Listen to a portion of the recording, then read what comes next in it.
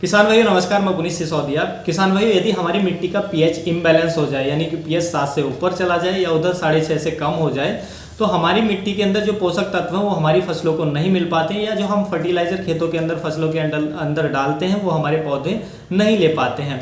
या आप सब जानते हैं पीएच इम्बैलेंस होने पर जो हमारे पौधे हैं वो उनको न्यूट्रिशन नहीं मिल पाते हैं, फर्टिलाइजर जो हम डालते हैं उसके पोषक तत्व हमारे पौधों को नहीं मिल पाते हैं, आप सब जानते हैं। लेकिन क्यों नहीं मिल पाते हैं, उनके पीछे का क्या कारण होता है, ये शायद ही आप जानते होंगे। तो ये हमने जो टॉपिक है अपनी प्रीवियस वीडियो में कवर किया था, वो वीडियो आपने नहीं देखा है तो ये वीडियो देखने के बाद आप उस वीडियो को भी जरूर देख लीजिएगा। लेकिन आज की इस वीडियो में हम ये जानने वाले हैं कि हमारी मिट्टी अम्लीय क्यों हो जाती है, उसका जो पीएच है कम क्यों होता है, यानी कि मिट्टी एसिडिक किन कारणों से होती है, कौन कौन से फैक्टर उसके लिए जिम्मेदार होते हैं, ये आज की इस वीडियो में हम जानने वाले हैं। कौन कौन से खाद डालने से मिट्टी हमारी अम्लीय होती है। तो देखिए, हमें किसी भी समस्या के समाधान से पहले समस्या क्यों हो रही है, उसके पीछे का क्या कारण है, ये जानना बेहद ही जरूरी होता है। जब तक आप समस्या का कारण नहीं समझ पाएंगे तो आप समस्या का निदान भी आप नहीं कर पाएंगे। तो आज की इस वीडियो में आपको जानना जरूरी है कि हमारी मिट्टी जो अम्लीय है, यदि आपकी मिट्टी एसिडिक है तो वो क्यों हो रही है। देखिए, मिट्टी अम्लीय होती कैसे है, यानी कि एसिडिक होती कैसे है पहले आपको, या क्षारीय होती कैसे है ये आपको पहले समझना चाहिए। देखिए, आप जानते हैं कि हमारी मिट्टी के अंदर बहुत सारे खनिज लवण होते हैं, यानी कि तत्व होते हैं, पोषक तत्व होते हैं, जैसे nitrogen, phosphorus, potash, calcium, magnesium, sulphur, sodium और हमारा आयरन हुआ, या एल्यूमिनियम, हाइड्रोजन, ये बहुत सारे तत्व हमारी मिट्टी के अंदर पड़े होते हैं।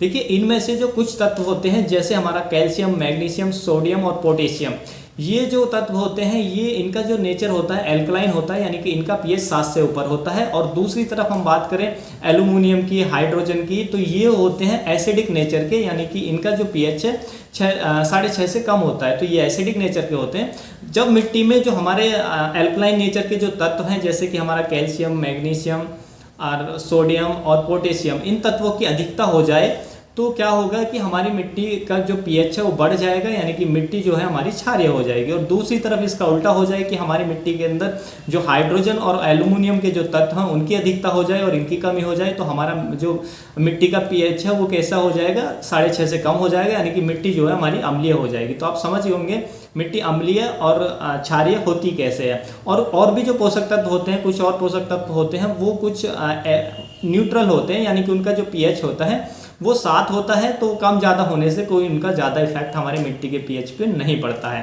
तो ये पोषक तत्व जो मैंने बताए इनके कम ज़्यादा होने से हमारी मिट्टी के पीएच पर इफेक्ट पड़ता है। और यदि ये बैलेंस मात्रा में होते हैं तो मिट्टी हमारी जो पीएच है वो न्यूट्रल रहता है। तो आप समझ गए होंगे कि मिट्टी का पीएच कम ज़्यादा कैसे होता है। अब हम जानेंगे कि हमारी मिट्टी जो है वो अम्लीय यानी कि एसिडिक क्यों होती है, उसके पीछे के कौन कौन से फैक्टर जिम्मेदार होते हैं, ये इस वीडियो में अब हम समझते हैं। तो पहला जो फैक्टर होता है उसके पीछे का वो होता है हैवी रेनफॉल। जी हाँ, यदि आपके एरिया में ज़्यादा बारिश होती है, बहुत एक्सेसिव रेनफॉल होता है, बहुत ज़्यादा बारिश होती है, खेतों में पानी भर जाता है, तो उस कंडीशन में क्या होता है कि जैसे खेतों में पानी भर जाएगा तो पानी, जब ज़्यादा पानी खेतों के अंदर होता है तो क्या करता है, ज़मीन के नीचे चला जाता है, लीच कर जाता है पानी। तो देखिए, उस पानी के साथ क्या है, हमारे जो पोषक तत्व पड़े होते हैं मिट्टी के अंदर जैसे कैल्शियम, मैग्नीशियम, सोडियम और पोटेशियम, ये भी उस पानी के साथ घुल करके और लीच कर जाते हैं, जिसकी वजह से इन तत्वों की कमी हो जाती है। और दूसरी तरफ जो हमारा एल्यूमिनियम है या हाइड्रोजन तत्व होते हैं ये पानी के साथ लीच नहीं करते हैं, और जिसकी वजह से जो हमारी मिट्टी है वो एसिडिक हो जाती है, उसका पीएच घट जाता है। यदि आप ज़्यादा इरिगेशन करते हैं, सिंचाई भी यदि ज़्यादा कर रहे हैं, आपके खेतों में जल भराव रहता है या ज़्यादा बारिश हो रही है, तो उसके साथ वो तत्व जो एल्कलाइन नेचर के होते हैं वो लीच कर जाएंगे और आपकी मिट्टी एसिडिक हो जाएगी। अब यहाँ पे एक सवाल उठता है कि हमारे जब बारिश होती है, पानी खेतों में भर जाता है, तो उसके साथ जो हमारे कैल्शियम, मैग्नीशियम और सोडियम और पोटेशियम ये तत्व तो लीच कर जाते हैं, लेकिन जो एल्यूमिनियम और हाइड्रोजन है ये जो तत्व हैं ये लीच क्यों नहीं करते हैं। तो देखिए, उसके पीछे का कारण ये होता है, मैं आपको सिंपल भाषा में बता रहा हूँ, कोई मतलब साइंस की लैंग्वेज में मैं आपको नहीं बता रहा हूँ ताकि आप आसानी से समझ पाएँ। उसके पीछे का कारण होता है कि जो हाइड्रोजन और एल्यूमिनियम, तो आप जानते हैं कि जो ये जितने भी पोषक तत्व होते हैं ये क्या होते हैं, मिट्टी से चिपके होते हैं, मिट्टी के कणों से चिपके रहते हैं। तो देखिए जो एल्यूमिनियम और हाइड्रोजन होते हैं ये हमारा जो मिट्टी के कण हैं, जो क्ले पार्टिकल्स हैं, उनके साथ इनकी जो बॉन्डिंग होती है बहुत मजबूत होती है, यानी कि बहुत मजबूती के साथ उनसे जुड़े होते हैं। दूसरी तरफ जो कैल्शियम, मैग्नीशियम या हमारा पोटेशियम, सोडियम, ये क्या होते हैं, इनकी जो बॉन्डिंग होती है बहुत कमज़ोर होते हैं। तो जैसे ही पानी पड़ता है तो इनकी बॉन्डिंग कमज़ोर होने के कारण ये आसानी से पानी के यानी कि जो सॉइल सॉल्यूशन है यानी कि पानी के साथ आकर के घुल जाते हैं और लीच कर जाते हैं।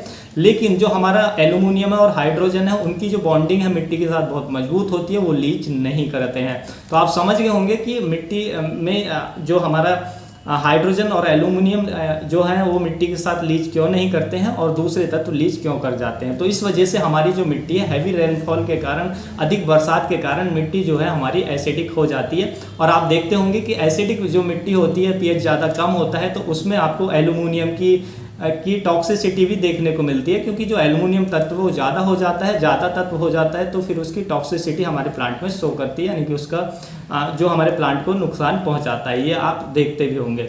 अब चलते हैं इसके पीछे के दूसरे कारण की तरफ। तो देखिए इसके पीछे का जो दूसरा कारण होता है वो है सिलिकॉन तत्व की मात्रा। जी हाँ, आपकी मिट्टी के अंदर जो सिलिकॉन तत्व है उसकी मात्रा भी डिपेंड करती है कि आपकी मिट्टी किस नेचर की होगी।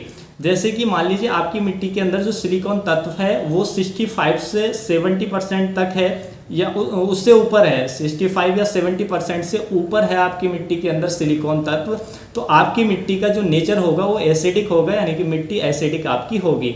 और यदि 65 से लेकर 70% तक है या उससे कम है तो आपकी जो मिट्टी है वो एल्कलाइन होगी। अब देखिए सिलिकॉन तत्व आता कैसे है, मिट्टी में कहाँ से आया। तो देखिए आप जानते हैं कि मिट्टी जो हमारी बनी है वो चट्टानों को तोड़ फोड़ कर बनी है। बहुत सालों पहले, हजारों सालों पहले और उससे भी ज़्यादा सालों पहले जो मिट्टी है वो चट्टानों को तोड़कर बनी है। और तो उससे, क्योंकि चट्टानों को तोड़कर बनी है तो डिपेंड करता है कि वो कैसी चट्टानों से बनी है। यदि हमारी जो मिट्टी है आपके एरिया की वो ऐसी चट्टान से बनी है जिसमें सिलिकॉन तत्व की मात्रा 65 से 70 से भी अधिक है तो आपकी जो मिट्टी है वो एसिडिक नेचर की होगी। और उससे कम है, ऐसी चट्टान से बनी है जिसमें सिलिकॉन तत्व की मात्रा कम थी तो आपकी मिट्टी एल्कलाइन नेचर की होगी। तो ये डिपेंड करता है कि आपकी मिट्टी का जो पेरेंट मटेरियल है वो कैसा है। तो ये आपके हाथ में नहीं होता है, ना ही हैवी रेनफॉल आपके हाथ में होती है, आप उससे भी उसका भी कुछ नहीं कर सकते हैं। अब दो आप फैक्टर समझ गए, अब चलते हैं हम तीसरे कारण की तरफ। तीसरा जो फैक्टर है वो क्या है कि आप यदि अपने खेतों के अंदर जो अमोनियम फॉर्म के जो खाद हैं, जैसे ammonium sulphate, ammonium phosphate, ammonium form के जो भी खाद हैं उनका ज़्यादा इस्तेमाल करते हैं तो देखिए अमोनियम फॉर्म के जो खाद हैं ये एसिडिक नेचर के होते हैं, ये भी हमारी मिट्टी को एसिडिक बनाते हैं। लेकिन ऐसा नहीं है कि आपने 1 साल, 2 साल, 3 साल या 4 साल तक यूज किया तो आपकी मिट्टी का जो पीएच है वो गिर जाएगा, नहीं। ये बहुत कम इफेक्ट डालते हैं, बहुत धीरे धीरे, यदि लंबे समय तक आप यूज करते हैं तब इफेक्ट डालते हैं, उतना ज़्यादा असर नहीं डालते हैं। लेकिन हाँ, यदि आपकी मिट्टी एसिडिक नेचर की है और उसका जो पीएच है 6.5 से कम है तो आपको अमोनियम फॉर्म के जो खाद है जैसे अमोनियम सल्फेट, अमोनियम फास्फेट, तो इनको अपने खेतों के अंदर यूज नहीं करना चाहिए, क्योंकि ये और ज़्यादा आपकी मिट्टी की जो एसिडिटी है उसको बढ़ाएंगे, आपकी मिट्टी के पीएच को और ज़्यादा गिराएंगे, जिससे और ज़्यादा दिक्कत आपको हो सकती है। इसके पीछे का जो चौथा रीजन होता है, चौथा जो फैक्टर होता है वो होता है ऑर्गेनिक मैटर। जी हाँ, देखिए जब हम अपने खेतों के अंदर ऑर्गेनिक मैटर डालते हैं, जैसे कि गोबर की खाद आपने डाली या अपनी फसलों के बचे हुए अवशेषों को आपने खेत के अंदर डाल दिया, तो उससे क्या होता है कि जब ऑर्गेनिक मैटर जब डिकम्पोज होता है तो वहाँ से कुछ ऑर्गेनिक एसिड रिलीज होते हैं, जैसे हमारा ह्यूमिक एसिड, फुल्विक एसिड। तो ये एसिड भी क्या करते हैं, हमारी मिट्टी को एसिडिक बनाते हैं, उसके पीएच को कम करने का काम करते हैं। लेकिन जो ह्यूमिक एसिड, फुल्विक एसिड होते हैं ज़्यादा स्ट्रॉन्ग एसिड नहीं होते हैं, उतना ज़्यादा असर नहीं डालते हैं, लेकिन डालते हैं, यानी कि मिट्टी के पीएच को कम करने का ये काम करते हैं। इसका मतलब ये नहीं कि आप ऑर्गेनिक मैटर डालना बंद कर दें, क्योंकि ऑर्गेनिक मैटर हमारे पौधों के लिए बहुत ज़रूरी होता है, फसल के लिए बहुत अच्छा रहता है। अच्छी फसल हमें लेनी है तो ऑर्गेनिक मैटर डालना चाहिए, लेकिन बैलेंस मात्रा में डालना चाहिए। ज़रूरत से ज़्यादा आप कोई भी चीज़ डालते हैं तो वो नुकसान करती है, ज़रूरत से कम डालते हैं तो भी नुकसान करती है। तो आप ऑर्गेनिक मैटर डालें, लेकिन बैलेंस मात्रा में। यदि आपका मिट्टी का पीएच पहले से कम है तो थोड़ी कम मात्रा में भी आप जो ऑर्गेनिक मैटर है उनका यूज अपने खेतों के अंदर कर सकते हैं। तो देखिए अब आप आसानी से समझ गए होंगे कि कौन कौन से फैक्टर जिम्मेदार होते हैं, कौन कौन से कारण होते हैं जिससे हमारी मिट्टी का जो पीएच है जिस वजह से कम हो जाता है, मिट्टी हमारी अम्लीय हो जाती है। अब मान लीजिए हमारी मिट्टी का जो पीएच है वो कम है, मिट्टी हमारी अम्लीय है और हमें अपनी मिट्टी की अम्लीयता को कम करना है, यानी कि पीएच को बढ़ाना है। मिट्टी को हमें नॉर्मल करना है तो उसके लिए हमें क्या करना पड़ेगा, आप आसानी से समझ सकते हैं कि जो तत्व एल्कलाइन नेचर के होते हैं जो हमारी मिट्टी के पीएच को बढ़ाने का काम करते हैं उनकी कमी हो गई है, जो जैसे कि कैल्शियम और मैग्नीशियम।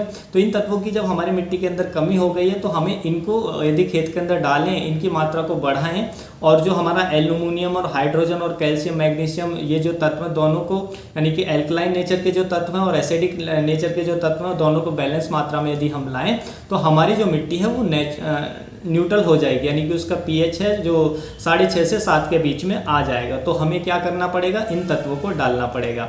और भी बहुत सारे तरीके होते हैं लेकिन वो हम नेक्स्ट वीडियो में बात करेंगे कि हम अपनी मिट्टी के जो पीएच है उसको कैसे, यदि कम है तो उसको कैसे हम नॉर्मल कर सकते हैं, कौन कौन से हम खादों का उपयोग कर सकते हैं। तो ये आने वाली नेक्स्ट वीडियो में हम आपको ज़रूर बताएंगे।